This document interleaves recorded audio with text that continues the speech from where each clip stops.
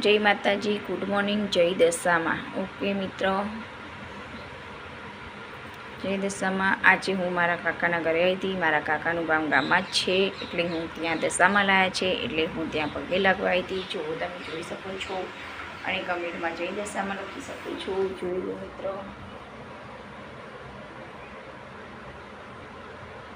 જય દશામાં લખવાનું ભૂલતા નહીં કમેન્ટમાં. અને ઓલ ફ્રેન્ડ, જેવું તમે સપોર્ટ મને હાલ કરો છો એવું ને એવું સપોર્ટ કરતા રહેજો. આગળ પણ તમે બહુ જ સપોર્ટ કર્યો છે, એટલે મારે 23K સબસ્ક્રાઈબ થઈ ગયા છે.